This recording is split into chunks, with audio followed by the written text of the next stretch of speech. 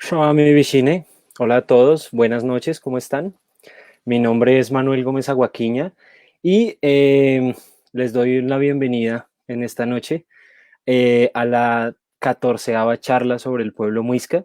En esta noche, hoy quiero trabajar un tema que para muchos de ustedes puede ser muy interesante, para ustedes, para sus familias, que tal vez de pronto lo habían escuchado antes o que es muy nuevo. Es un tema muy interesante y se llama muisquismos, lengua y gente. En esta noche, bueno, permítame un momentito, voy a revisar si estoy transmitiendo en Facebook. Um, los saludo de nuevo. A ver, revisemos.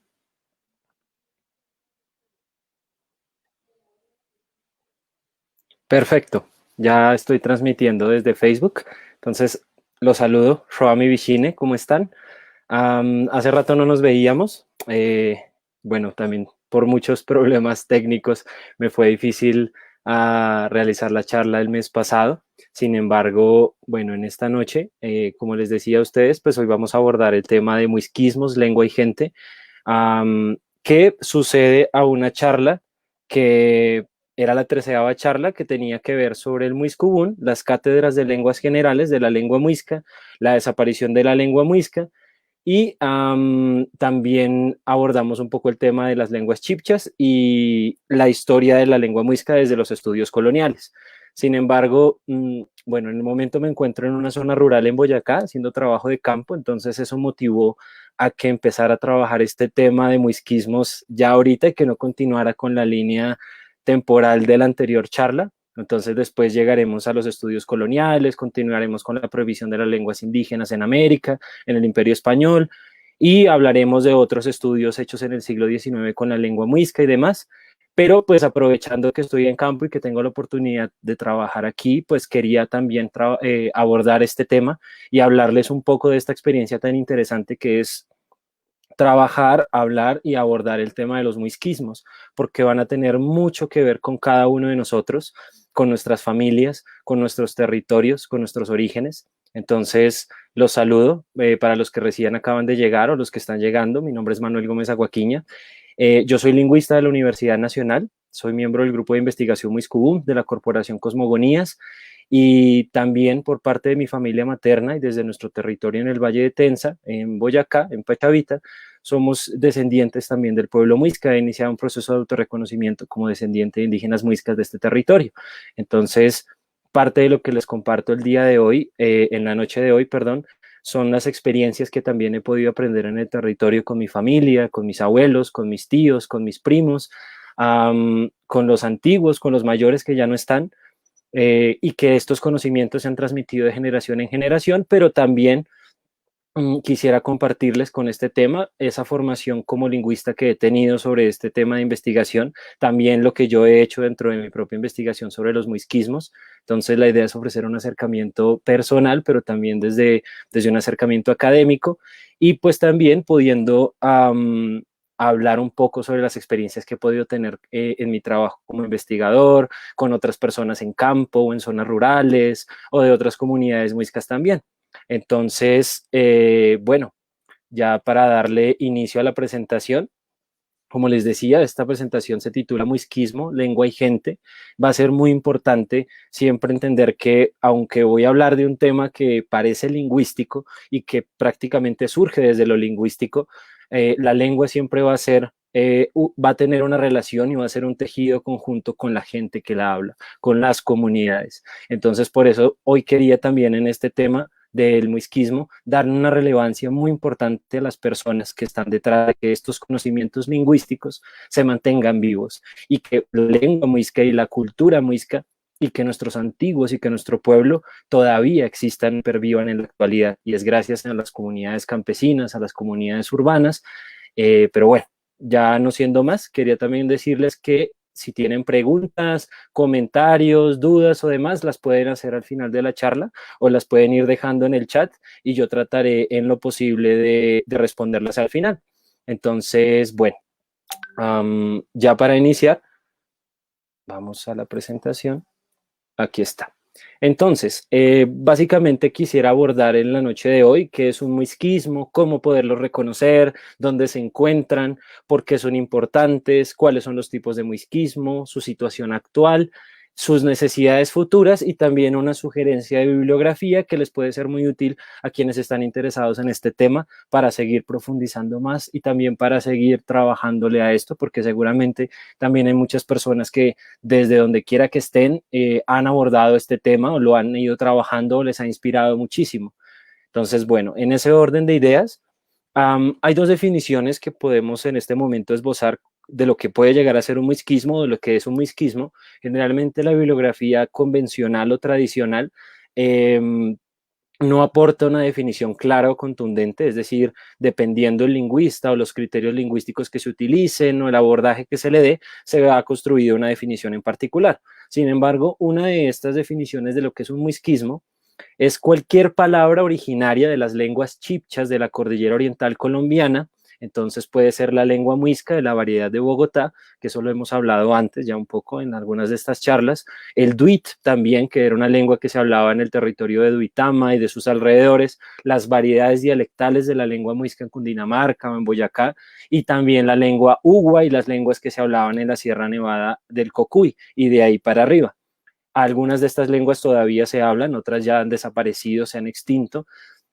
Y bueno, principalmente de la lengua muisca que se adaptó e incorporó a la fonología y o demás niveles del español de Colombia. Entonces, básicamente un muisquismo es un préstamo lingüístico que de una lengua muisca o de la lengua muisca de Bogotá que se incorpora en el español hablado actualmente en Colombia. Uno diría en la zona cundiboyacense, porque principalmente es mucho más fácil encontrar muisquismos en el área de distribución histórica del pueblo muisca, de nuestros antiguos, pero también como las personas migran, como las sociedades se mueven, como las lenguas también lo hacen, con las personas que las hablan, obviamente a donde quiera que haya llegado un boyacense, un cundinamarqués o un indígena de hace unos 200 años por una migración o demás, pues también muchos de sus elementos culturales o lingüísticos se han ido con él y ha llegado a otras regiones del país.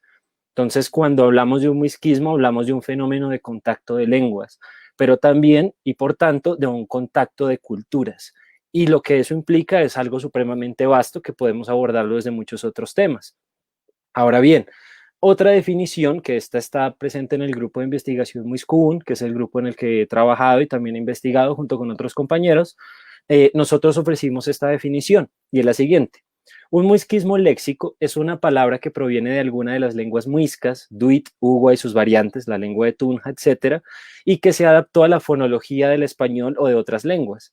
La mayoría de los muisquismos tienen vigencia plena en zonas rurales de la cordillera oriental o se han extendido por todo el país, pero otros ya no se usan o solo fueron registrados en crónicas o documentos históricos.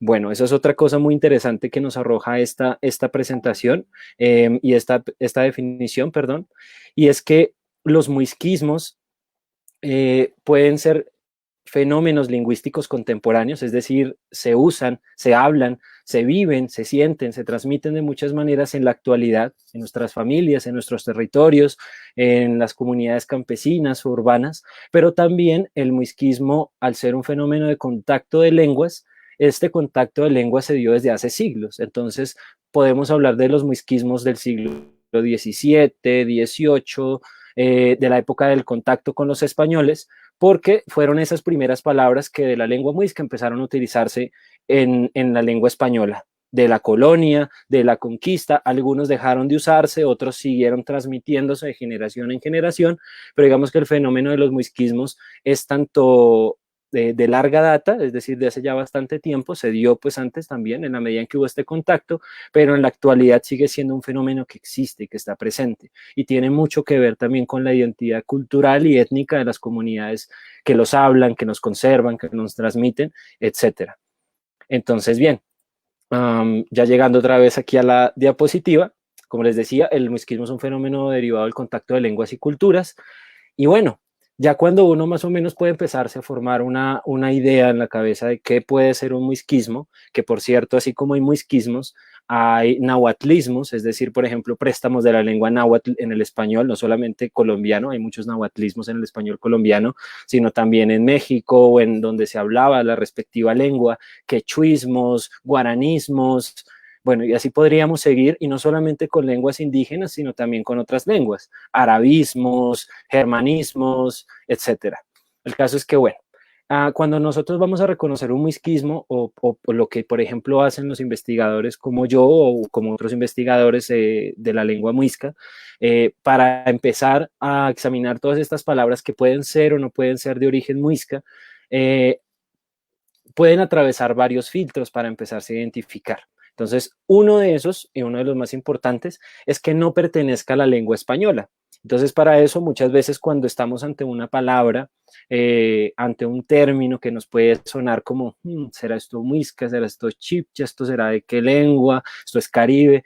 Siempre es importante revisar archivos como el CORDE, que es el corpus, el corpus de la lengua española, diacrónico, es decir, es todo el corpus de la lengua española en un diccionario, donde se encuentran algunos términos que, dependiendo la época en la que entraron en contacto con el español, podemos, y se incorporaron al español y al castellano, podemos ver de dónde vienen, si son de origen indígena o no, o de otra lengua o no. También se puede consultar en el diccionario de la RAE. Entonces, bueno, muchas veces, si no se encuentra en la RAE, puede que no exista, no esté documentado, o que simplemente no forme parte del corpus de la lengua española, de la lengua castellana. Entonces, eso ya nos da mucho, que eso ya nos ofrece un filtro de qué palabras que nos puedan sonar indígenas terminan siendo del español o del inglés o del alemán o de otras lenguas, y cuáles pueden empezar a cada vez más a decirnos esto parece sonar cada vez más de nuestro territorio. Entonces, cuando pasa que no pertenecen a la lengua española, el siguiente filtro es ver si no pertenecen a otras lenguas europeas o americanas. Entonces, si son arabismos o quechuismos o nahuatlismos. Entonces, es importante que cuando estamos con estas palabras que no aparecen en el corpus del español, entonces veamos dentro de los diccionarios de las lenguas americanas, de las lenguas indígenas americanas o colombianas, que son lenguas muy diversas y muy ricas, veamos si estas palabras figuran en estos diccionarios, en estas gramáticas, en estos que muchas veces no los elaboraron siempre los lingüistas o los antropólogos o los curas, sino también son diccionarios propios creados por las mismas comunidades. Y bueno, si no encontramos ese término que nos llama la atención allí, entonces ya pasamos por este filtro. No es del quechua, no es del náhuatl. Y también es muy importante, entonces, que bueno, ya descartando y empezando a hacer este filtro, empecemos también a consultar las fuentes de la lengua muisca, que son la lengua muisca de la variedad de Bogotá, que fue documentada. Esas están en el diccionario del Grupo de Investigación Muiscún, las fuentes lingüístico-misioneras. Entonces también sería interesante que estos términos que han pasado por todos estos filtros podamos ver si se encuentran dentro del diccionario, dentro de las fuentes lingüístico-misioneras del Muisca, si tienen relación con algunas palabras que están dentro del diccionario, si no, y digamos que bueno, allí cada vez más empezamos a filtrar y a filtrar y a filtrar esos términos, y a veces descubrimos que muchos de esos términos no eran del Muisca, y a veces puede parecer una búsqueda un poco desmotivante, toma bastante tiempo, así que requiere mucha investigación. El caso es que, bueno, cuando nosotros encontramos un muisquismo, cuando ya podemos empezarlo a filtrar, y vemos que tal vez sí guarda una relación con la lengua muisca, también es importante ver en dónde se usa ese término, esa palabra, ese concepto, ese nombre de la planta, del animal, del objeto. Y entonces, por ejemplo, podemos decir que probablemente pueda tener un origen muisca en la medida en que también esté dentro de un área de distribución del territorio muisca o de lo que fue el territorio muisca históricamente hablando en los siglos pasados. Hoy en día el territorio muisca es un poco más diverso, pero todavía se solapa dentro de este territorio histórico. Entonces, claro, si estos términos los escuchamos que en Boyacá o que en Santander o que en un pueblito en Cundinamarca, cada vez más podemos empezar a cerrar ese nudo y poder empezar ahora sí a decir, sí, estamos ante un término que probablemente tenga un origen muisca. Geográficamente hablando, igual hay que entender que la gente se mueve, las comunidades son dinámicas y la lengua viaja muchas veces incluso más allá que la misma gente. Entonces puede que algunos muisquismos, porque ha pasado, se han documentado en el Caquetá o en el Cesar, en Córdoba, en el Casanare, entonces también hay que tener cuidado con ello. Ahora bien, cuando estamos ante un término que probablemente ya es un muisquismo o que tiene una relación con la lengua muisca, la idea es encontrar una etimología, es decir, un significado de los componentes mínimos de la palabra, de un étimo, en las fuentes lingüístico-misioneras. Entonces, por ejemplo, si tenemos la palabra quincha, que es como se le llama a los colibríes en muchas regiones de Cundinamarca, Boyacá o parte de Santander, entonces, bueno, vamos a ver si quincha tiene una etimología o es posible encontrarle una etimología en las fuentes lingüístico-misioneras. Resulta que sí, hay una etimología y es la palabra quinza, que es Q-U-Y-N-Z-A. Esa es la palabra en lengua muisca, como aparece en el diccionario del manuscrito 158, y entonces podemos decir, ok, la palabra quincha, que la hemos escuchado por nuestros abuelos en el campo o en la ciudad, tiene una etimología en lengua muisca. Esto refuerza mucho más su origen y efectivamente lo corona como el muisquismo.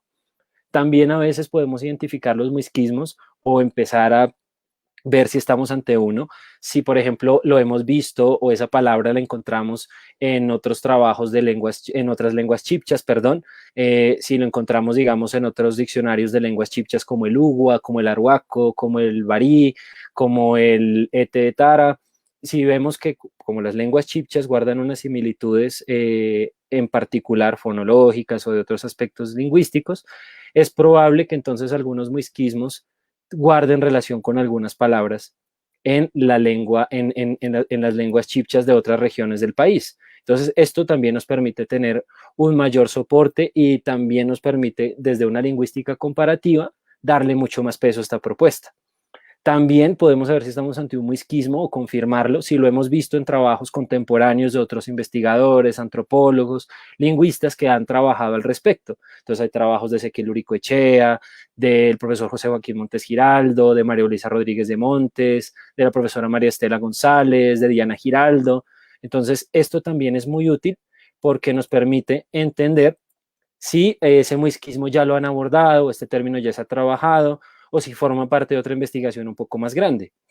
Y creo que lo más importante para saber si estamos ante un muisquismo es entender y poder visibilizar, incluso sentir si ese término que define ese concepto y que lleva tras de sí una práctica en particular figura en un acervo cultural, histórico, lingüístico de los habitantes de la región cundiboyacense. Entonces, que esta palabra como quincha, cuchuco, changua, tienen un acervo histórico, tienen una fuerza dentro de la historia de las familias, las comunidades de un territorio. Eso también dice mucho porque ha sido los muisquismos prácticamente son fenómenos lingüísticos que de generación en generación se han ido transmitiendo, así que probablemente hayan echado raíces desde hasta mucho tiempo atrás. Ahora bien, cuando nosotros vamos al tema de dónde se encuentran los muisquismos, entonces ya espero no volverme tan técnico y poder empezar a tocar esta faceta humana, social y cultural que involucra los muisquismos. Los muisquismos son palabras que tras de sí identifican plantas, animales, insectos, lugares, objetos, prácticas, y esas cosas están nombradas por personas o forman parte de una tradición, de una cultura, de una práctica, de una tradición familiar. Entonces, los muisquismos no existen si no es por las personas que los utilizan o que los han transmitido o que guardan de ellos. Entonces, por eso es muy importante que el muisquismo no se entienda solo como una palabra de diccionario, como un concepto que puedes encontrar solo en un diccionario, sino que necesita de la gente para hacer y que la misma persona y la misma gente es ese diccionario y se mantiene vivo gracias a ella.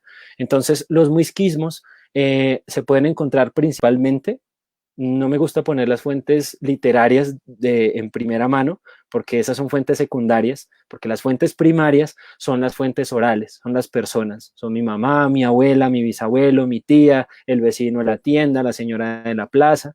Entonces pueden ser individuos, familias o comunidades que guardan estos conceptos, estos conocimientos, estas prácticas que van detrás de estas palabras.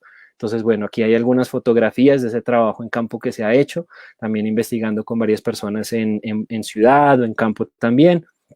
Pero bueno, Aquí también hay personas con las que se han trabajado el tema de la investigación con los muisquismos y demás. Entonces, como ustedes ven en las fotografías, muchas veces, y eso ya es una experiencia desde lo personal, desde mi investigación, pero que seguramente otros investigadores han tenido, este tipo de conocimiento sobre el muisca, de este tipo de fenómenos lingüísticos, pero también este tipo de prácticas que nos demuestran que lo muisca sigue muy vivo, que resiste, que está presente en cada uno de nosotros cuando tenemos este arraigo territorial y cultural, es que los muisquismos viven en el campo, en la memoria, en la voz de los agricultores, de los artesanos, de las amas de casa, de los alfareros, de los fiqueros, de los olleros, de, por ejemplo, las señoras que venden hierbas en la plaza de mercado, de los que trabajan con las frutas, de muchos sectores y de muchas ocupaciones son las personas que comparten y todavía llevan tras de sí y en su memoria este tipo de conocimientos. En la mayoría de personas con las que yo he trabajado este tema de los muisquismos y con los que he investigado han sido adultos mayores, abuelos campesinos ya retirados, algunos todavía que son agricultores o ganaderos. Entonces son personas de una extracción social muy humilde y de una extracción social muy importante que es la del campesino, la del trabajador de la tierra o la de aquel que ha migrado a la ciudad también. Entonces, esos son los orígenes o esas son las personas que están detrás de todas estas palabras, de estos conocimientos, de estos conceptos. Incluso en la ciudad también muchos de ellos están presentes o se pueden encontrar por esas migraciones del campo a la ciudad, por la abuelita que le tocó venirse, por la violencia, porque el campo ya no daba más y tocaba irse a vivir al pueblo o a la ciudad. Las personas que migraron llevaron tras de sí su cultura, sus tradiciones, su lengua, o en este caso, bueno, su dialecto, o las palabras que conocieron de sus mayores. Entonces, muchos de estos muisquismos llegaron a la ciudad por este motivo. Ahora bien, mmm, bueno, estas fotografías también forman parte de una investigación que espero abordar para la siguiente charla, para continuar con este tema, para no extenderme mucho. Estas fotos vienen de un trabajo que se llamó el ALEC, el Atlas Lingüístico Etnográfico de Colombia, en donde este querido señor que se encuentra aquí de gafitas, de cabello hacia atrás, don José Joaquín Montes Giraldo, fue un dialectólogo y un lingüista muy importante en Colombia.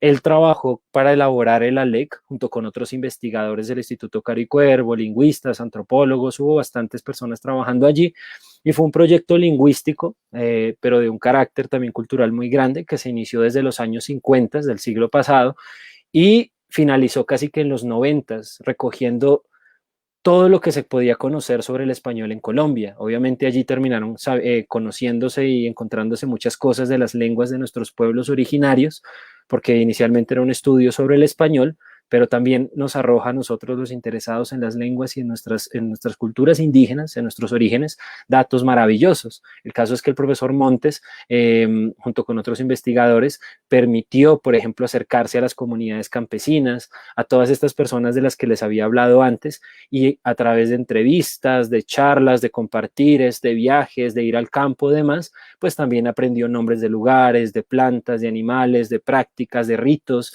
Entonces todo esto se consignó en unos tomos que se llamó el ALEC, que son 6 tomos o 4 tomos gruesísimos, grandotes, son libros enormes, donde a través de mapas pues se pudo organizar esta información lingüística, pero que si uno la puede ver con otros ojos o desde otras disciplinas, va a botar una información muy interesante, y no solamente desde lo académico, sino también nos puede decir mucho sobre lo social, sobre lo cultural o demás.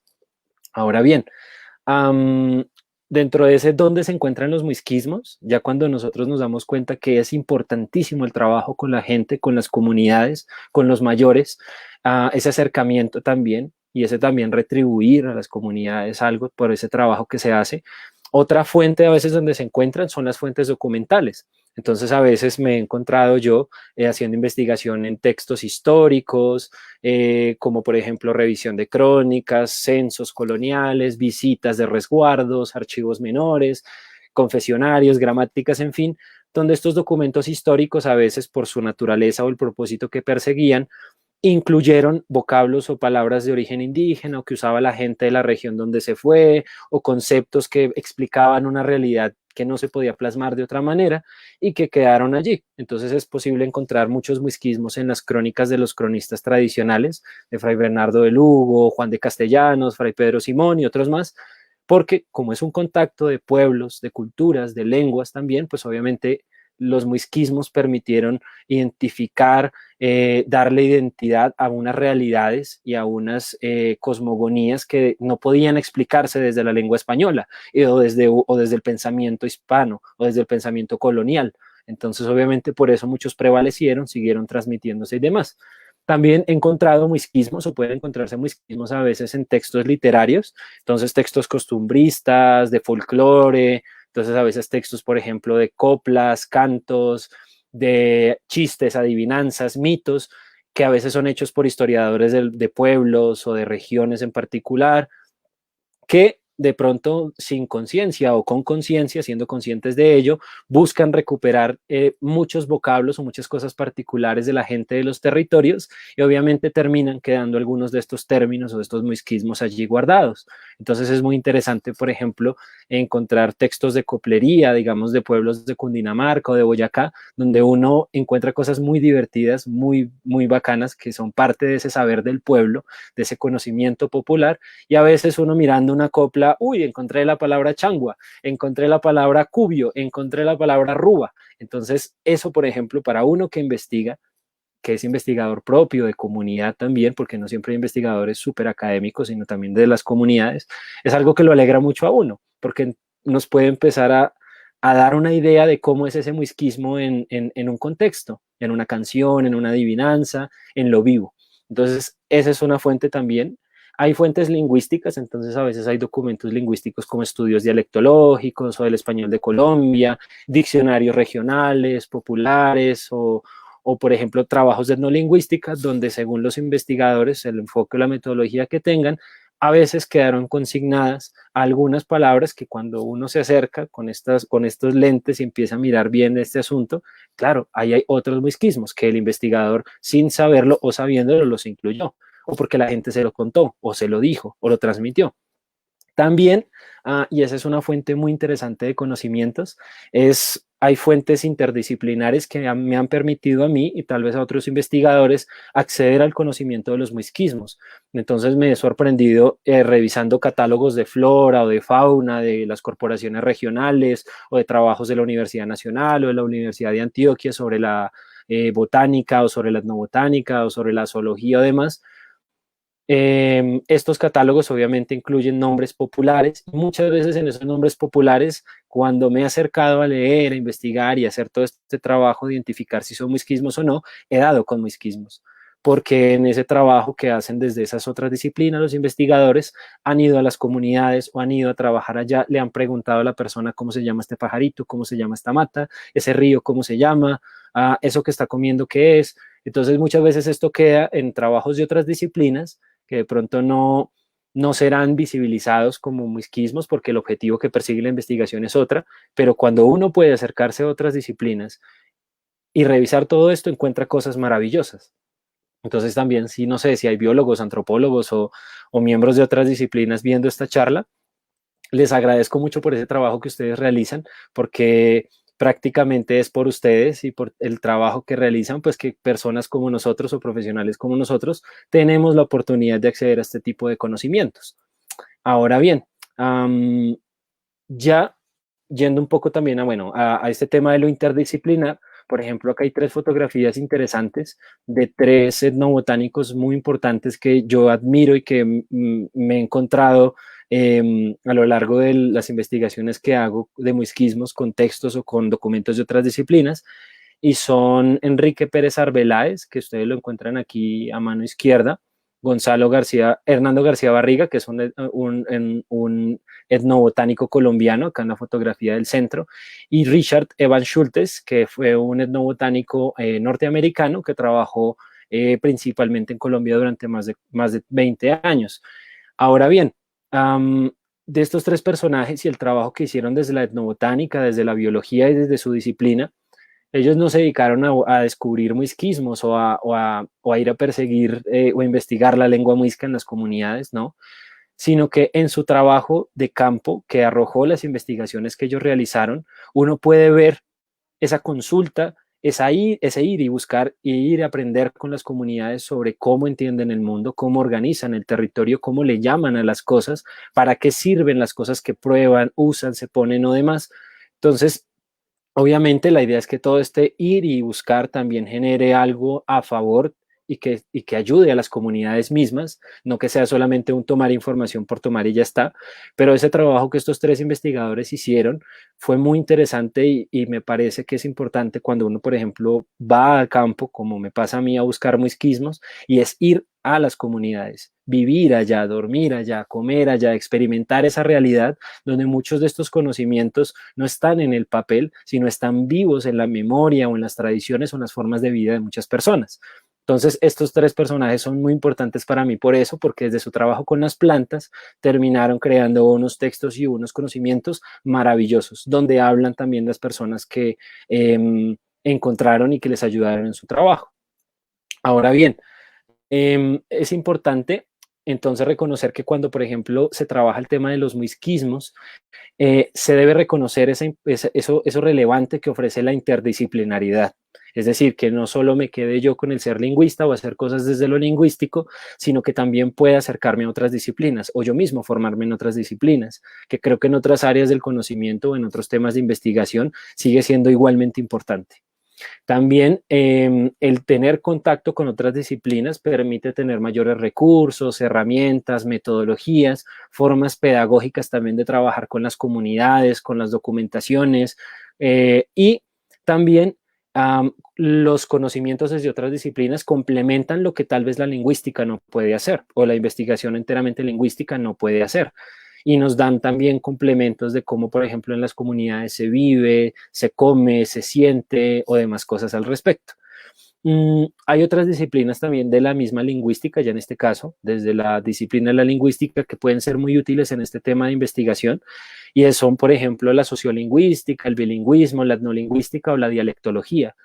No todo en una lengua es mirar sus fonemas y cómo suena y la sintaxis, el orden de sus palabras y todo esto. Para muchos puede ser aburrido, para otros es maravilloso, pero la lingüística como disciplina también ofrece unas subdisciplinas muy importantes que van hacia las comunidades o contemplan esa dimensión social que es supremamente importante en este caso.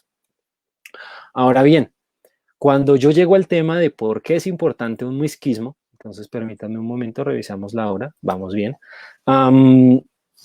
Hay varias razones por las que es importante un muisquismo. Incluso me gustaría que ustedes después al final, si quieren también proponer el por qué es importante un muisquismo o cómo se investiga, cosas por este estilo, lo quieran hacer, maravilloso.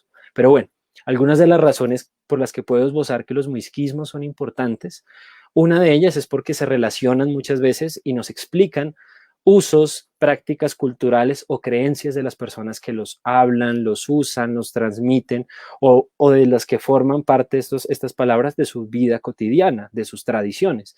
Entonces muchos de esos muisquismos explican cosas como la medicina, lo artesanal, explican la agricultura, la cocina, la construcción, a veces algunos están relacionados con la mitología.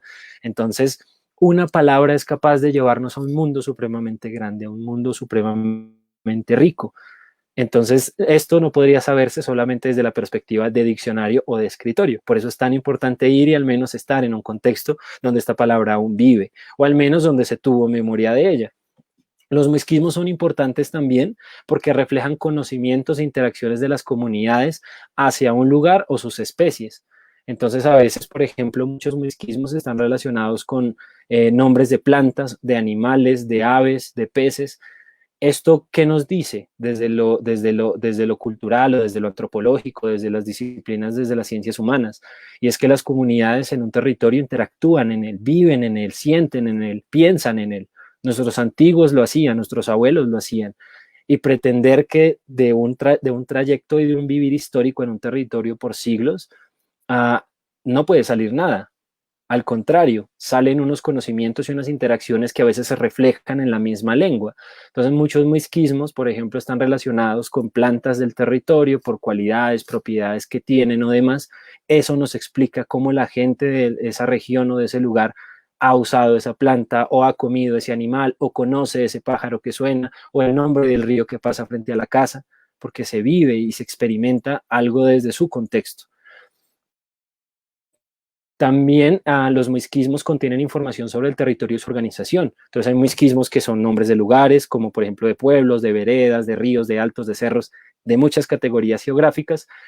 Y cuando uno analiza muchas veces estos topónimos, estos nombres de territorios, que por ejemplo pueden ser de lengua muisca, eso muchas veces también explica ese ordenamiento, ese pensamiento, esa, esa forma de entender el territorio que tuvieron nuestros antiguos, pero también nuestros padres, nuestros abuelos o las comunidades que todavía somos descendientes del pueblo muisca.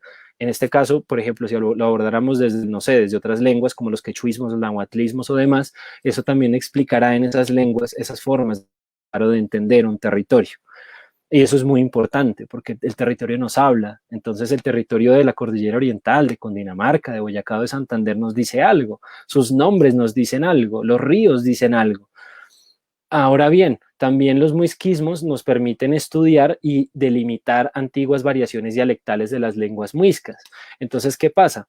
La lengua muisca, para de pronto las personas que hasta ahora tienen conocimiento sobre la lengua muisca o sobre la cultura muisca o de pronto con estas charlas, la lengua muisca que conocemos como la única que se habló en estos territorios, resulta que es solo una variedad dialectal de muchas que hubo en el territorio de Cundinamarca, Boyacá y de la Cordillera Oriental subiendo hacia Santander. De la lengua muisca que muchos conocemos, esa que se conoce, perdón, si me enredo un poco, es la variedad de Bogotá. Esa fue la que fue documentada, la que está en documentos coloniales, en crónicas, en muchos archivos a veces. Esta fue documentada y por eso se puede acceder a esas fuentes. Pero hay variedades dialectales que, por ejemplo, no se documentaron bien, que no se pudieron encontrar, que no se hicieron en un trabajo lingüístico de los curas o en el trabajo de la evangelización, y muchas variedades dialectales como la del Duit en Duitama, la de la variedad de Sogamoso, de Tunja, la que probablemente se hablaba en el Valle de Tensa, en el Valle de Ubaté, o por ejemplo en la Sierra Nevada del Cocuy, por ejemplo el Lache, o el Chitarero, o el Guane, u otras lenguas chipchas, al no haber sido documentadas, muchas veces tal vez pudieron arrojar algunos conceptos o algunas palabras que en sus respectivas regiones se conservaron, se transmitieron de generación en generación, y cuando uno como investigador va, aprende, documenta también, conserva y pregunta muchas veces, termina encontrando que estas palabras permiten entender que pudieron ser variedades de la lengua muisca de Bogotá. Entonces uno empieza a encontrar similitudes, significados parecidos, suenan parecido. Eh, También se encuentran en unos territorios muy particulares. Entonces los misquismos permiten completar eso que, por ejemplo, la historia no nos permitió conocer a través de esas lenguas que desaparecieron en estos territorios. Por eso son tan importantes. Ahora bien, los muisquismos complementan el estudio y la descripción de la lengua muisca. Entonces, la lengua muisca fue documentada hasta cierto punto y hasta cierta manera por los sacerdotes lingüístico misioneros, por los gramáticos, pero obviamente muchas palabras de la lengua muisca no quedaron en los diccionarios de la lengua, no quedaron consignadas allí, muchos nombres de animales o de plantas o de especies o cosas así no quedaron allí consignadas, y es gracias a veces a los muisquismos que es posible entender mucho mejor cómo sonaba la lengua muisca, cómo se organizaba la lengua muisca, morfológicamente hablando o semánticamente hablando por sus significados. Es porque al poder encontrar los muisquismos o trabajarlos o acercarnos a ellos desde lo vivo, desde las comunidades, desde los contextos de uso, podemos saber muchas cosas como por ejemplo la pronunciación. ¿Cómo podría la pronunciación del muisquismo en las comunidades campesinas de Boyacá, por ejemplo, tal vez decirnos algo sobre la probable pronunciación de esa palabra en la lengua muisca de hace 200, 300 años? Entonces, investigar el muisquismo muchas veces nos lleva a investigar la lengua muisca, al menos en ese estado en el que muchos a veces quieren aprenderla. También el muisquismo visibiliza una herencia y un origen indígena en estos territorios, en muchas familias nuestras, en muchas prácticas rurales urbanas. Entonces, una palabra es capaz de permitirnos descubrir tal vez un mundo que muchas veces estuvo invisibilizado o que está invisibilizado porque a veces existe en la memoria colectiva esta creencia de que en Cundinamarca, Boyacá o Santander o en el área del centro del país los indígenas desaparecieron, fueron erradicados, y que la memoria de nuestros antiguos simplemente se quedó allí y ya está, cuando resulta que muchas veces está más viva y es mucho más rica de lo que parece. Entonces, este tema de los muisquismos por eso es muy importante, porque nos permite cuestionarnos culturalmente, nos permite cuestionarnos lingüísticamente, y a veces nos lleva a entender que tanto de nosotros es de los pueblos originarios de estos territorios y nos lleva a estos procesos de autorreconocimiento de los orígenes mismos. Entonces, por ejemplo, cuando ustedes empiecen de pronto a conocer un poco más sobre muisquismos, ahorita más adelante o en el diccionario de muisquismos que existe, van a empezar a ver muchas palabras que a lo mejor conocen y que forman parte de la vida cotidiana de ustedes o de sus familias o que han escuchado. Eso nos lleva a replantearnos, ¿lo indígena realmente ha desaparecido? ¿Lo raizal ha desaparecido? ¿O será que muchos discursos se encargaron de erradicar todo ello o hacerlo pasar por otro tipo de nombres o de identidades? Ahora bien, lo que les decía, el muisquismo a veces al reconocerlo, al adoptarlo, al entender que forma parte de uno mismo, cimenta y fortalece esa identidad de las personas o de las comunidades que autorreconocemos nuestra herencia originaria. Y también nos permite entender esas formas de vida y reflexionar esas formas de vida, saberes o usos que a veces están en peligro de desaparecer. Los muisquismos, como más adelante lo veremos, muchas veces los usan los adultos mayores, los antiguos, el taita o la mama, a veces en el campo, o los antiguos también que les llaman a veces a los abuelos, ya muy mayores, es que en ellos tal vez viven muchas de estas prácticas y que cuando ellos mueren se va todo ese mundo con ellos, esos conocimientos, esas formas de vida, esas tradiciones o historias. Entonces, entender tal vez la dimensión de lo que puede estar desapareciendo o de lo que ya ha desaparecido nos puede llevar realmente a replantearnos muchísimas cosas y también apoyar en este proceso de autorreconocer mucho de lo que tal vez creemos que se ha perdido y que tal vez sí estuvo siempre allí. Ahora bien, ya cuando llegamos a los tipos de muisquismos, ya para poder hacer un poco más ejemplificada también esta charla, espero que no sea demasiado tema tampoco para ustedes. Si tienen preguntas las pueden ir haciendo también y al final trataré de responderlas. Hay varios tipos de muisquismo. Uno de ellos es, en este caso, los fitónimos. Entonces, los fitónimos son nombres de plantas. Viene desde el latín y desde el griego, fitónimos. Entonces, muchos nombres de plantas tienen origen muisca. En este caso, un ejemplo muy importante es la palabra fique. Ustedes la pueden encontrar en el diccionario de lengua muisca. En las fuentes lingüístico-misioneras aparece la palabra fique, así que es una palabra que lleva siglos usada, o al menos en el léxico de nuestros antiguos, y que todavía hoy en día forma parte de la palabra de muchos de nosotros, o de nuestros mayores, o de nuestras tradiciones.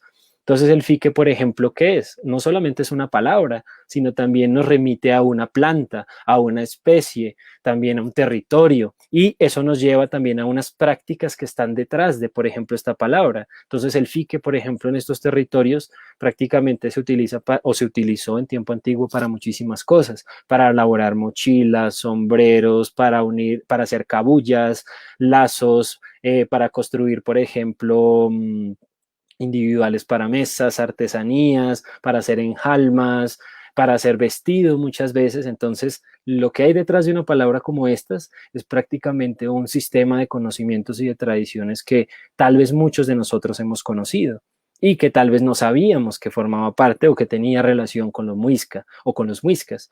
Otra palabra que también es un fitónimo y un muisquismo es la palabra guava.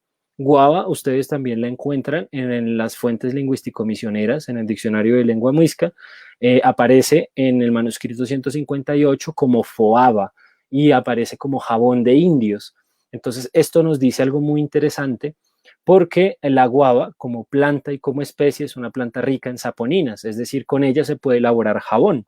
Entonces es muy interesante cómo ese diccionario del siglo XVI-XVII nos dice que foaba es jabón de indios, qué uso entonces le daban a esta planta como para que fuese jabón, por qué hacían jabón con ello, cosas por el estilo. Entonces nos arroja muchos conocimientos y cosas bien particulares. Entonces digamos, la guava, por ejemplo, no solamente es un nombre de una planta, sino también es medicina. Entonces, la guava, por ejemplo, se usa en algunas regiones en Boyacá para desinflamar la mastitis de las vacas o las venas varices en las personas, las mujeres o en los hombres, para bajar los golpes o los chichones, sirve para tinturar también los frutos machacados. Entonces, detrás de una planta y de una palabra hay una serie de prácticas supremamente importantes y muy ricas. Ahora bien, otro muisquismo fitónimo también es la palabra chin, que en este caso refiere a esta especie, que es una caña, más conocida también como la caña brava ya en español. Y por ejemplo, ustedes encuentran que esta palabra tiene relación con las fuentes lingüístico-misioneras porque hay una palabra que es chune o chune, que significa bastón o que significa palo. Y muchas veces el uso que se le ha dado, digamos, a la chin ha sido para bajar naranjas en el campo, para poner bombillos, para entechar las casas, para hacer artesanías como canastos, instrumentos musicales, también para hacer ijanas para apoyar el ganado. Entonces, esta planta, dependiendo de los territorios donde se encuentre, muchas veces nos lleva a otras prácticas supremamente ricas, que algunas de ellas incluso o están desapareciendo o ya han desaparecido, o están solo en la memoria de los más mayores. Otra palabra, ya que es un muisquismo, pero este ya es un zoónimo, es decir, que está relacionada con los nombres de los animales, porque también hay muisquismos que de hecho nos permiten entender mucha de la flora, mucha de la fauna de estos territorios. Uno de ellos es la palabra guala. Aparece en las fuentes lingüístico-misioneras como guau, que significa gallinazo, si no estoy mal. Entonces, bueno, es interesante ver cómo la palabra cambió desde el documento colonial de hace siglos a cómo hoy en día se usa o se mantiene viva en la gente, en el campo. Entonces podemos ver cómo la lengua ha ido cambiando con el tiempo, pero referencia a los mismos animales o a las mismas especies. Y digamos alrededor, por ejemplo, de la guala, dentro del trabajo como investigador que yo a veces he tenido, de las cosas que he descubierto cuando voy detrás de estos temas, por ejemplo, las gualas se usan, bueno, antiguamente decían algunas personas que en el campo se usaban los huesos para, por ejemplo, combatir el mal de ojo o para, por ejemplo, mejorar la salud de los niños. Se hacían collares o gargantillas con ellos, que la carne, por ejemplo, se utilizaba para combatir el cáncer o muchas enfermedades también del cuerpo, que la sangre se utilizaba para purificar, la sangre de chulo se usaba para purificar la sangre humana, o se usaba para combatir el cáncer, o para también limpiar el cuerpo. Entonces, por ejemplo, alrededor de un muisquismo como la guala, hay unas prácticas también muy interesantes alrededor de estas aves o alrededor también de la fauna. Obviamente, muchas de ellas han desaparecido, otras solo están en la memoria de los más ancianos y otras ya ni se practican porque, bueno, no sé quién estaría dispuesto a tomar sangre de guala o a comer sangre de guala.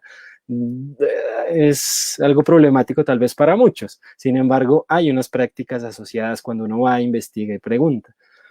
También hay otros muisquismos zoónimos como la palabra quincha, que aparece como quincha en las fuentes lingüístico-misioneras, que aparece ahí como tominejo o colibrí, definida la palabra quincha, y la palabra chungui, que en este caso viene del muisca chumne, que significa escarabajo. Entonces, estas dos palabras todavía en muchas regiones de Cundinamarca o de Boyacá o de la Cordillera Oriental se utilizan para referenciar a las quinchas, a cualquier tipo de colibríes del género Troclinidae y a cualquier tipo de escarabajo. Entonces, en este caso, por ejemplo, de las cosas que he podido encontrar cuando he investigado sobre estos dos muisquismos, por ejemplo, en algunas regiones se asocia que las quinchas, cuando se ven, por ejemplo, anuncian milagros, anuncian buenas noticias, a veces anuncian buena suerte. Encontrarse los nidos de ellas también anuncia buena suerte. Entonces, por ejemplo, a veces la gente los asocia con estados anímicos o con cosas muy particulares. Entonces, eso también nos dice mucho sobre una forma de pensar o de entender a lo que forma parte del territorio.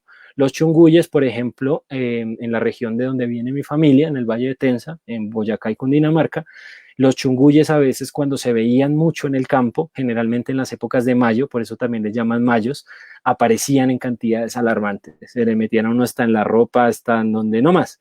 Entonces a veces la presencia de un animal, de un insecto como estos, también anunciaba un tiempo, una época de lluvias, pero también una forma, digamos, de organizar el tiempo o de entender el tiempo dentro de la lógica campesina, cuando, por ejemplo, no se podía, digamos, tener acceso a un reloj o a un almanaque o cosas así.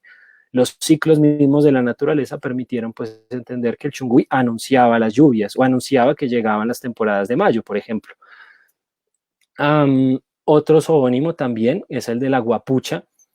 Guapucha también aparece en el diccionario de lengua muisca, en las fuentes lingüístico-misioneras, y referencia a una especie de pez endémica de las altiplanicies de Cundinamarca y de Boyacá, y es un pez que se utilizó durante mucho tiempo. Entonces es posible encontrar recetas del siglo XIX donde se hacían pucheros santafereños, donde se cocinaba con guapucha o donde este pez se utilizaba para vender en el mercado, para cocinar o demás. Digamos que él está relacionado con muchos cuerpos de agua, por ejemplo, del territorio de cundiboyacense. Muchas veces estos peces han ido desapareciendo, estas especies han estado en vía de extinción porque la mayoría de los cuerpos de agua han sido depredados, han sido desecados, han sido cultivados o drenados. Entonces también a veces los muisquismos, cuando son nombres de plantas o de animales o de cosas de la fauna o de la flora, también nos permiten reconocer unas especies que puede que estén en peligro, que estén en peligro, y también nos dice cómo ha sido esa relación con esas especies en particular, desde tiempo antiguo o también de cómo las comunidades tienen relación con ellas.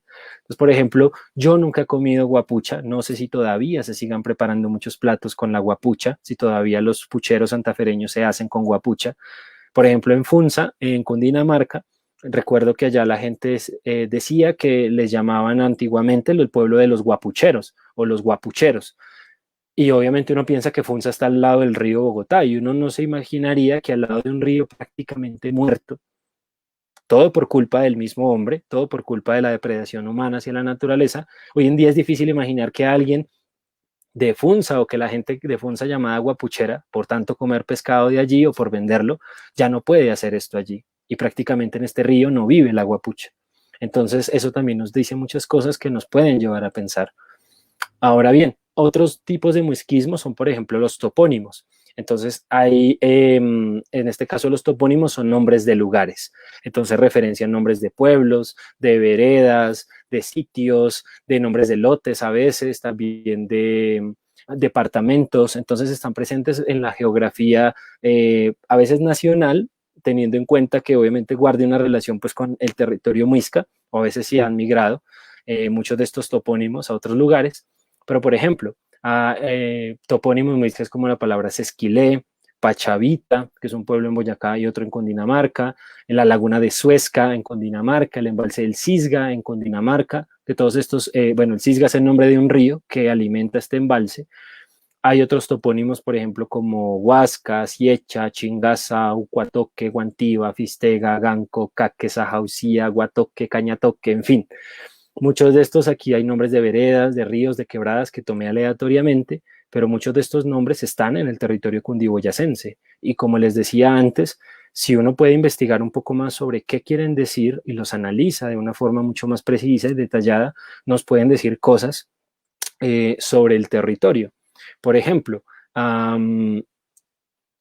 la palabra toque o guatoque en lengua muisca, en las fuentes lingüístico-misioneras, aparece como cañada o como quebrada de monte. Y muchas veces, por ejemplo, hay varias veredas, hay varios nombres de quebradas como Chaguatoque, Guatoque, Cañatoque, que son nombres de quebradas o de ríos de algunos pueblos de Cundinamarca de Boyacá que siguen teniendo ese referente en lengua muisca. Entonces uno puede entender, ok, esos nombres de esos lugares sí reflejan evidentemente que son unas quebradas, que son unos ríos, que son unos cursos de agua y que tienen mucha relación y mucha lógica con las fuentes antiguas. Entonces se entiende que la lengua sí organiza un territorio o permite comprenderlo o permite también modificarlo de cierta manera. Hay antropónimos también, entonces a veces no es tan frecuente porque obviamente en el tema de los antropónimos, la iglesia, el Estado, las instituciones educativas, el mismo proceso de mestizaje y todo este proceso también de deculturación o de pérdida cultural que hubo con la memoria de nuestros antiguos y con los muiscas durante siglos, llevó a que no sean muy comunes, pero que aún se puedan encontrar nombres de personas o apellidos, que esto es mucho más común que los nombres, que eso es algo más contemporáneo, cuando empieza a tomarse la lengua y a apropiarse de nuevo y otra vez a poner nombres de niños o de niñas en lengua muisca o de personas, pero hay apellidos todavía que tienen origen muisca, como por ejemplo Yopasá, Caita, Niviallo, Zipagauta, Fuque, Neuta, Neme, Chiguaschi, Chipatecua. Digamos que esto nos dice mucho también del origen de las personas que llevan estos antropónimos, es decir, que hay una herencia nativa, una herencia indígena muy viva en ellos, pero hay que aclarar que tener un apellido indígena o no tenerlo no siempre nos hace o no nos hace indígenas. porque hay muchas razones subjetivas y que vale la pena abordar para también ver que, por ejemplo, si yo soy un González, entonces no tengo nada de indígena, pues hay que investigar un poco más. ¿Por qué? Porque muchos nombres de indígenas fueron reemplazados por el nombre o el apellido del encomendero, o porque fueron catequizados, o porque fueron bautizados. Entonces la herencia indígena tal vez no se ha perdido, pero el antropónimo sí. Entonces es importante también entender que tener un apellido indígena nos puede hacer herederos de una tradición indígena, pero no tenerlo no nos niega también esa oportunidad. Ahora bien, hay sustantivos, es decir, ya objetos o cosas que también forman parte de los muisquismos o que son muisquismos, como por ejemplo la palabra changua, que en este caso es un alimento, cuchuco, que es también una sopa, los jutes, que es un tipo de preparación de la papa y del maíz también, que hoy en día ya prácticamente no se hace mucho, que son maíces y papas podridos que se comen, se entierran primero en un pantano o en una laguna o en un humedal y se comen cocinaditos. Mm, también jute un adjetivo, permite decir cuando algo está podrido, está descompuesto, está dañado. Palabras como el quisbón o el quisbún, que es un tipo de arepa o de pan grande que todavía se prepara con queso, con mazorca en el campo y con dulce o con leche. La chigua, que es un tipo de mochila, por ejemplo, tejida todavía en fique, o la llamada jigra. Mm, la palabra tunjo, que por ejemplo hoy en día representa a una deidad de los muiscas históricos, pero también a un ser mitológico que todavía muchos campesinos cundiboyacenses dicen se aparece en los campos o se le aparece a la gente y que es un niño dorado o una vaca dorada o un pollito dorado. Entonces también se pueden encontrar todavía muchos muisquismos presentes en la vida cotidiana. Ahora bien, no sé si alcanzo ya por tiempo, bueno, tal vez quedarían unos minutos más. Podemos hablar de la situación actual del muisquismo. Entonces es importante en este caso hablarles del grupo de investigación Muiscubún, que es el grupo de investigación donde yo trabajo y otros tantos investigadores, lingüistas, antropólogos, donde nosotros nos hemos dedicado a trabajar la investigación de la lengua muisca, de las lenguas chipchas relacionadas con el muiscubún, y también la lingüística comparativa, los muisquismos y demás. Digamos que yo me especialicé en trabajar el tema de los muisquismos y en elaborar el diccionario de muisquismos, donde aproximadamente hay compilados unos 120 a unos 130 términos que pueden ser muisquismos ya comprobados con etimología y con todo este filtro que les había dicho, pero también otros que son probables, que todavía están en estudio, que de pronto se han visto en otras lenguas, en otros lugares muy raros que uno dice por qué están allí, pero que son susceptibles de estudio. Digamos que decir que hay 130 palabras, hay más en esta temporada que he estado por acá en el campo y en estas últimas semanas hemos podido documentar otros tantos muisquismos o probar su existencia. Decir que existen todas estas palabras todavía en uso o algunas que ya desaparecieron, pero de las que se puede decir que estuvieron allí en la memoria o en las tradiciones de nuestros antiguos, da mucho que decir sobre si realmente la lengua muisca desapareció del todo. Si los referentes lingüísticos del muisca simplemente desaparecieron cuando llegó el español y ya estuvo, y también dan mucho que pensar y de reflexionar sobre si entonces la cultura de nuestros territorios, de nuestros campesinos, de nuestras comunidades, de nuestras familias, realmente tiene un origen solamente hispánico o colonial o del viejo mundo, cuando tal vez realmente nos va a hablar de mucho de lo indígena presente en nosotros. Son 130 términos, 130 palabras que mueven 130 historias, 130 personajes que las han transmitido de generación en generación. Entonces esto también es muy interesante y pues se puede consultar en el diccionario de muisquismos, que bueno, ustedes lo pueden buscar muisquismos, grupo de investigación Muiscubún y va a aparecer en el diccionario y lo pueden consultar. Allí, por ejemplo, nos hemos encargado de que aparezca el muisquismo siempre con una transcripción fonológica, como pueden verlo aquí, que tenga también, por ejemplo, una etimología para que se pueda comprobar que tiene una relación con la lengua muisca.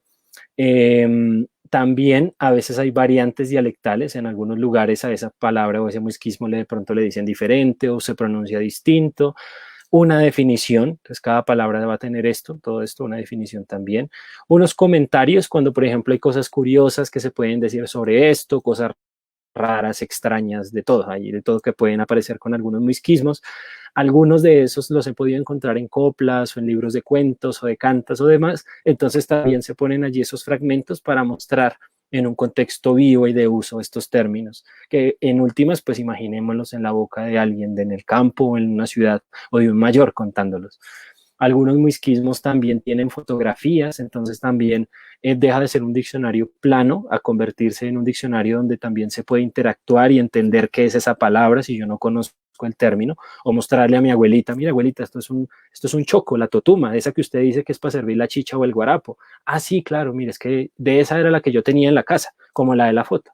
Entonces digamos que también ir incluyendo todas estas cosas en el diccionario permite que también estos referentes no sean solamente, o sea, no sean desconocidos y nos cueste imaginarlos, sino a veces no es lo mismo llegar y ver el muisquismo changua y ver el plato de la changua con una arepa al lado, que es donde está ya la fotografía de hecho, ya nos da mucho ese motivo también y nos comunica muchísimas cosas. Permite volver a la memoria misma, estimular la memoria.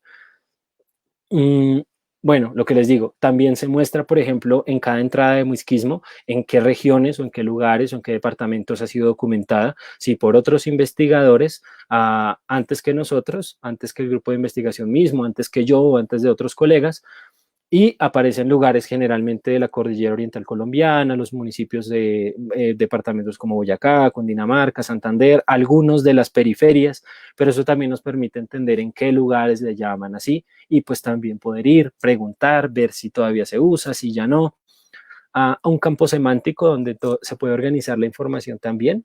Cuando uno quiere buscar como un compilado de busco plantas, busco ollas, busco peces, cosas así. Y una bibliografía, donde a veces están documentos donde yo, por ejemplo, encontré el muisquismo, donde se encontró el término, cartillas, textos o demás. Entonces, obviamente, la idea es ofrecer también algo completo, digamos que esta situación actual del muisquismo pues se refleja bien en el diccionario, al menos nos da un primer vistazo sobre una realidad lingüística y cultural todavía que vale la pena seguir estudiando. Um, bueno, ya casi acabo. Sí, ya casi acabo. Sí. Igual no espero demorarme mucho tampoco. Trataré de ser un poco más rápido. La situación actual del muisquismo también presenta unas problemáticas. Como les decía yo, hay problemáticas de tipo lingüístico, pero también de tipo humano, cultural, social, que hay detrás de una palabra y de todo lo que ella conlleva. Entonces, hay insuficiencia muchas veces de fuentes. Entonces, por ejemplo, hay términos que no puedo enlazar con la lengua muisca porque no tienen etimología, porque no la he podido encontrar, que no la encuentro en otras lenguas indígenas de la región de la Cordillera Oriental o de Colombia. Y es un término que uno podría decir es que ya en Aquitania, o es que ya en Chamesa, o es que ya en Huasca encontré esa palabra, pero ni idea, y que quedan ahí como probables muisquismos. Entonces la insuficiencia de fuentes a veces pasa que como no quedaron documentos de las variantes dialectales de esas regiones en tiempo histórico, nos es muy difícil saber si ese término era, por ejemplo, de una de esas variantes dialectales, si era del Duit, si era de la variedad de Tunja, de la variedad de Sogamoso, de la variedad de tal parte. Entonces quedamos ahí como, ¿y qué hacemos? Entonces es difícil a veces porque obviamente la variedad de la lengua muisca de Bogotá es demasiado abajo en el territorio muisca. Hay muisquismos o hay probables muisquismos que los encontramos es mucho más arriba, pero no sabemos nada de las lenguas que se hablaron allí. Entonces, obviamente es muy difícil y a veces no se puede seguir investigando por esa falta de fuentes. Por eso hay que ir a archivos históricos, bibliotecas, archivos religiosos, notarías y a veces encontrar, si tiene uno mucha suerte, algún libro perdido, alguna gramática que de pronto sobrevivió, uno nunca sabe. Otro problema que atraviesan los muisquismos son las transmisiones intergeneracionales y los dominios en los que se usan. Hay un problema muy grande y es que la mayoría de muisquismos que, por ejemplo, yo he encontrado o la experiencia que he tenido en trabajo de campo es que cuando me he permitido trabajar con personas, en su mayoría son adultos, ya adultos, de 45 para arriba, a veces de 35 para arriba, pero casi siempre tienden a ser abuelos, adultos mayores, ya personas muy ancianas. ¿Y qué sucede? Que obviamente aquí es donde uno entiende esa dimensión y esa tragedia social de todas estas personas que cuando fallecen se llevan consigo sus conocimientos, sus saberes, sus memorias, sus historias, sus tradiciones, y que a veces ni se han transmitido a sus hijos o que sus nietos no han conocido. Entonces hay un problema en que los mayores siguen envejeciendo, siguen muriendo, pero no tal vez no nos hemos detenido a preguntarnos si han transmitido su conocimiento, si otros están interesados en aprenderlo, en recuperarlo, en apropiarlo, en volverlo vivo. Y ese es un problema muy grande porque obviamente la migración hacia las ciudades, la urbanización misma del campo, la globalización, el también proceso de deculturación que han tenido las comunidades campesinas o urbanas que han migrado a la ciudad ha sido muy grande y han hecho que muchas cosas que antes podían denominarse con muisquismos o que formaban parte de la tradición de los antiguos ya no se usen o que no sean necesarias y caigan en el olvido. Y el tema de los dominios también es interesante saber es en qué campos, en qué situaciones se usan. Por ejemplo, hay muisquismos que solamente van a poder existir y mantenerse en la memoria de las personas porque están relacionados con la flora o la fauna de un territorio. A veces cuando las personas migran a las ciudades, ¿cómo van a denominar algo que ya no tienen presente? Ese término se cristaliza en la mente, se olvida, queda por allí. O a veces, ¿qué pasa? Si ese territorio lo intervienen, lo dañan, lo destruyen, desaparece no solamente la especie, a veces desaparece el nombre con el que se le llama. Entonces también es muy interesante ver qué dominios, o sea, qué aspectos de la vida, por ejemplo, son más susceptibles de que pierdan o caigan en el desuso estas palabras, estos muisquismos, y cuáles en otros siguen siendo muy fuertes. Por ejemplo, en tanto la changua siga siendo changua y siga comiéndose y siga siendo parte de la gastronomía de este país o de estas regiones, difícilmente ese muisquismo va a caer en desuso o va a desaparecer, porque hay una trayectoria y hay una tradición detrás de ello. Pero en cambio hay otras cosas que, por ejemplo, ya no se usan o cayeron en el desuso. Entonces, por ejemplo, hay un muisquismo que hace poco encontramos, que es la palabra rogache. Rogache es un tipo de olla de dos asas con una boca en el centro, en la mitad de la olla, y de una, ¿cómo decirles? Con una boca tipo embudo al frente y con una boca ancha en la parte de arriba. Generalmente son de tamaño medio. Logré alguna vez ver uno y fotografiar uno. Pero digamos que, por ejemplo, rogache le llamaban a este tipo de ollas en el campo, pero muchas veces ya en el campo no se cocina con ollas. Las ollas de barro desaparecieron, los centros o núcleos de fabricación de ollas se extinguieron, la alfarería ya no da dinero, ya no produce. Entonces también hay que ver qué causas o qué cosas llevan a que mucho de esto caiga en desuso y también qué se puede hacer por ello. Bueno, rápidamente hay una cuestión sociolingüística, entonces también entender cómo qué grupos sociales usan o no usan los muisquismos, en qué contexto, sería interesante saber eso. También hay otra problemática y es ese desplazamiento urbano humano a las ciudades, porque en la medida en que el campo o la ruralidad es lo que más nos permite entender esa memoria cultural o lingüística de nuestros antiguos viva, cuando todo esto se va hacia las ciudades, mucho de eso pierde su contexto, desaparece, se cristaliza. Entonces el agricultor ya no puede trabajar en la agricultura en la ciudad porque ahora es mecánico, porque ahora es guarda de seguridad, o la señora es ama de casa o trabaja en oficina, cuando antes, por ejemplo, vivían en el campo de hacer artesanía. Entonces todo esto también refleja una tragedia sociocultural, una tragedia humana que por sí refleja pues el abandono en el que están las comunidades rurales, campesinas, y cómo se empobrece también la misma cultura campesina o la misma cultura de cada una de las familias o de nuestros territorios en la medida en que se van perdiendo estos referentes. Bueno, lo que les decía, hay una pérdida de referentes. También cuando se pierden muchos muisquismos, así como muchos préstamos de otras lenguas indígenas, o cuando una lengua indígena desaparece, cuando una comunidad desaparece, hay una amnesia cultural, hay una pérdida en la diversidad lingüística, en la diversidad cultural y humana, no solamente de la región, sino del país o de la misma humanidad. Es otra forma que se ha perdido de entender el mundo, de explicar la realidad, de comer una determinada comida, de entender por qué una planta hace esto o lo otro, de cómo se llama tal cosa o tal otra.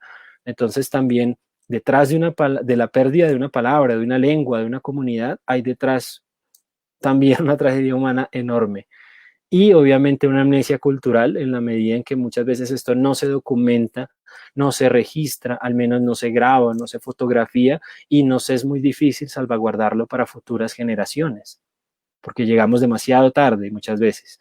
A veces hay un desinterés investigativo, pedagógico, porque no voy a mentirlo, a veces no están muy interesadas algunas instituciones en las lenguas indígenas o en las comunidades campesinas, en sus tradiciones culturales, gastronómicas, alimenticias, porque a veces se entiende, por ejemplo, lo rural o lo venido de allá como algo de poco prestigio, o porque en la ciudad para qué es útil, o porque hay que enseñar en inglés o en francés o en alemán, pero no en lenguas indígenas, o porque es importante entender y vestir de una determinada manera, pero no, por ejemplo, seguir manteniendo unos usos y costumbres. Entonces es como un mundo que nos dice hay que seguir adelante y unas instituciones o unos investigadores que nos dicen para qué fijarnos en eso, pero en la memoria muchas veces está la explicación de nuestros propios orígenes y a veces de cómo puede uno entenderse en equidad con lo que nos rodea. Y eso es un desinterés que a veces hay que visibilizar y que también hay que responsabilizar para que se pueda hacer algo al respecto. Bueno, esto ya es como profundización sobre el tema de cada uno de los aspectos que les había mostrado, algunas fotografías y demás. Bueno, y ya para acabar, hay unas necesidades futuras. Entonces, la idea sería que con el tiempo en este tema de investigación, como en los muisquismos, podamos encontrar más bibliografía, podamos producir más conocimiento como miembros de las comunidades o como académicos también conscientes sobre estos temas para poder investigar más. Es importante hacer trabajo de campo, es decir, venirse aquí al páramo y llenarse de barro, de tierra, preguntarle al Señor, irse a jornalear, ir a la plaza de mercado, untarse de lo que sea, mano, también para uno estar en el territorio y comprender esa misma realidad y ahí poder aprender muchas cosas, que no sería posible hacerlo desde un trabajo de escritorio. Se necesitan estudios dialectales, entonces ir a regiones, hablar, entrevistar, preguntar, hacer proceso allí. Mm, bueno, otro muy rápido también es actualizar sobre el uso y los datos de los muisquismos ya registrados, es decir, ver si se usan, si no se usan, si algunos de ellos ya no forman parte de la vida cotidiana, de la memoria de las personas, de los mayores. Esto sería muy interesante para ver cuáles están más en peligro de desaparecer o por qué, y en la medida en que desaparezcan, es también un empobrecimiento mismo a la lengua y a la cultura muisca. Así que esto es muy interesante poderlo realizar. Mm, ahora bien, poder entender también cómo fue ese proceso de contacto entre la lengua muisca y el español. Eso no es como llegaron los españoles, ¿cómo le va? ¿Qué tal? Le voy a venir a quitar de su tierra, voy a venir a encomendarlo, lo voy a evangelizar y ya estuvo. ¿No? Hay que entender un poco más cómo fue ese proceso de bilingüismo, de aprendizaje español muisca, muisca español, que eso nos puede dar muchas luces sobre qué pasó, cómo se originaron muchos muisquismos. Hace falta mucha financiación e investigación a la investigación en las lenguas, al español de Colombia o a la ruralidad en Colombia. Entonces, muchos investigadores necesitan llegar a campo de alguna manera, necesitan vivir de alguna manera, necesitan también poder tener unas herramientas o algunas cosas que les permitan hacer de una mejor manera su trabajo. No todo puede ser gratis, no todo puede ser de caridad, muchas veces se necesita realmente ayuda para poder hacer un trabajo bien hecho. Entonces, hay más necesidades futuras, pero por el momento creo que estas son las más fundamentales. Y una que yo siempre incluyo y que siempre dejo al final, ya que voy a acabar, es también usarlos.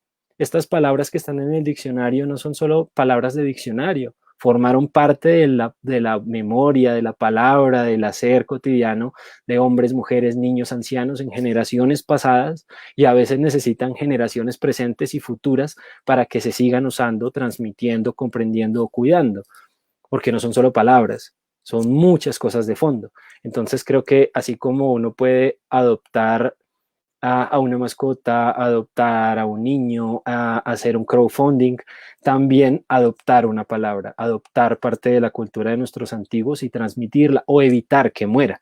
Porque pues como generaciones jóvenes o contemporáneas que muchos de nosotros somos, en nosotros está la responsabilidad de evitar caer en esta homogenización cultural y en esta desmemoria que a veces parece haber, si no en estos territorios, en gran parte del país o con las comunidades indígenas.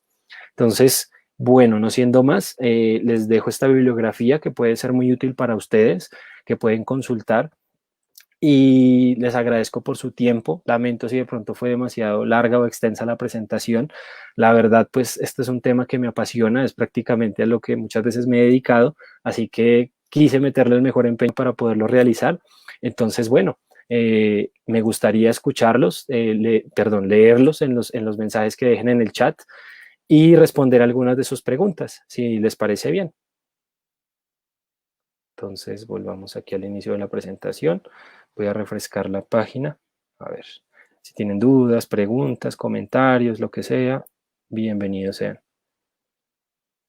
Ok, bueno, aquí menciona, denme un momentico.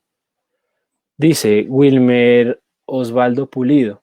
Por ejemplo, el chusque, como las quebradas, tiende a desaparecer del territorio y de nuestras mentes. Bueno, por ejemplo, la palabra chusque es otro muisquismo, gracias Wilmer, aparece, por ejemplo, en las fuentes lingüístico-misioneras. El chusque todavía se usa en algunas regiones para entechar las casas, hacer instrumentos, hacer cercas, tutores para colgar arveja, frijol. Tiene todavía muchas utilidades supremamente importantes en las comunidades campesinas o urbanas. Mm, y digamos que en algunas regiones es una plaga, a veces crece muchísimo, tiene un crecimiento arbustivo enorme, um, pero también en otras ha desaparecido por la deforestación, por la tala de bosques o demás. Y a veces incluso el chusque, por ejemplo, cuando no tiene una relación con lo humano, sí tiene una relación enorme con lo territorial, con lo medioambiental. Por ejemplo, el chusque es uno de los alimentos predilectos de los osos de anteojos.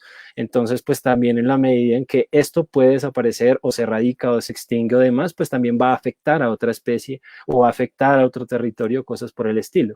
Entonces, pues eso puedo comentar sobre el comentario que realizó Wilmer. Por aquí Laura comenta que muchas gracias. Gracias Laura por también ver la transmisión. Um, muy amable tú, siempre. Y no sé si alguna persona tiene otra pregunta, otro comentario que quiera hacer o en lo que le pueda responder. No sé, cuéntenme por favor para ir cerrando. No hagamos tan unidireccional el asunto. Si tienen preguntas, dudas, por favor inspírense. Y si no, pues ya podría ir cerrando en la noche de hoy. Bueno, mientras alguien más quiere comentar o si alguien quiere decir algo más, la idea es que el siguiente tema sea también sobre muisquismos, pero ya que hablar, por ejemplo, de la LEC y también de incluso poder compartirles un poco de la experiencia en campo que he logrado tener aquí. Si les interesaría saberlo, podría compartirles esa experiencia en una siguiente charla.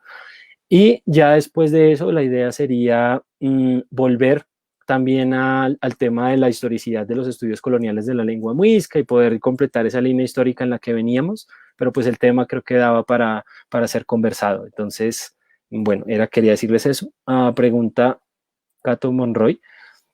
Dice, ¿qué perspectiva ve la comida y el muisquismo frente a los cambios para la preparación de comida y la seguridad alimentaria?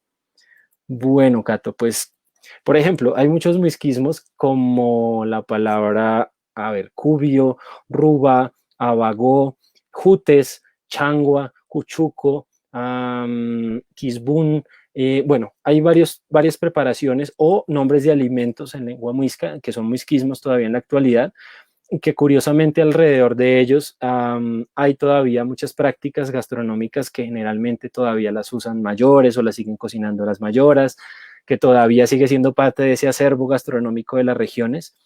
Pero lo que pasa o lo que a veces siento, lo que me he dado cuenta es que muchos de los cultivos de estas especies o de estos productos que se utilizan para hacer estas recetas caen en el desuso, ya no se venden, no, nadie se los come, no son productivos. Por ejemplo, este tema de los cubios.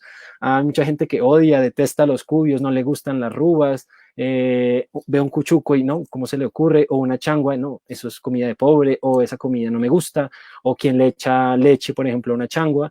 Digamos que entre las influencias culturales que a veces se tienen de otros lugares, de los medios, de la publicidad, de lo mismo que a veces se ofrece en un mercado, de todos estos discursos que vienen desde afuera, a veces, por ejemplo, muchas de estas prácticas o alimentos o recetas caen en el desuso porque ya no son interesantes, a nadie les gusta, porque no representan o no se ha comprendido, por ejemplo, su valor patrimonial en lo gastronómico, en lo cultural o demás.